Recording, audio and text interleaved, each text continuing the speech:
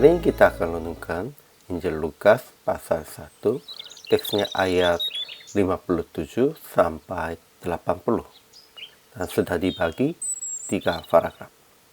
Paragraf yang pertama ayat 57 sampai 63.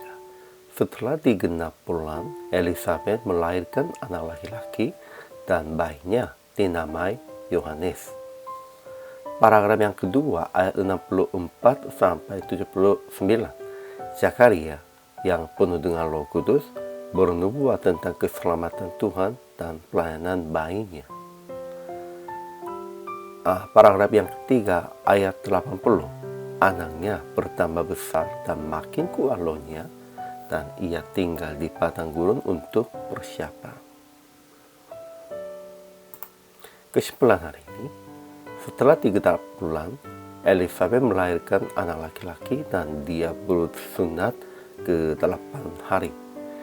Ketika Elizabeth dan Zakaria hendak menamai anaknya dengan nama Yohanes, meskipun saudaranya berkata, "Tidak ada di antara sanak saudaramu yang bernama demikian." Kemudian terbuka mulut Zakaria dan terlepas lidahnya. Lalu ia berkata-kata dan memuji Allah.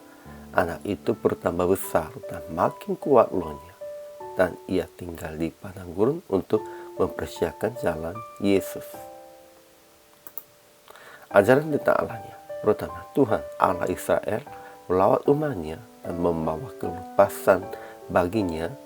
Ia menumbuhkan sebuah tanduk keselamatan bagi Israel di dalam keturunan Daud, hambanya itu, seperti yang telah difirmankannya sejak purbakala oleh mulut nabi-nabinya yang kudus, untuk melepaskan Israel dari musuh-musuh dan dari tangan semua orang yang membenci Israel.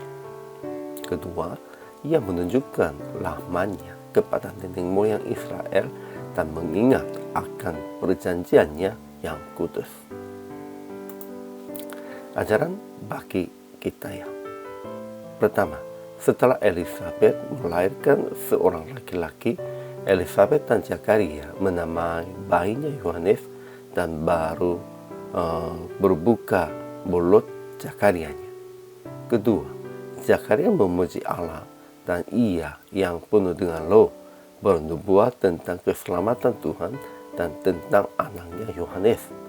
Ketiga, Yohanes akan disebut Nabi Allah yang Maha Tinggi. Dia akan berjalan mendahului Tuhan untuk mempersiapkan jalan baginya, untuk memberikan kepada umatnya pengertian akan keselamatan yang berdasarkan pengampunan dosa-dosa mereka, sehingga Yohanes mempersiapkan di padang gurun.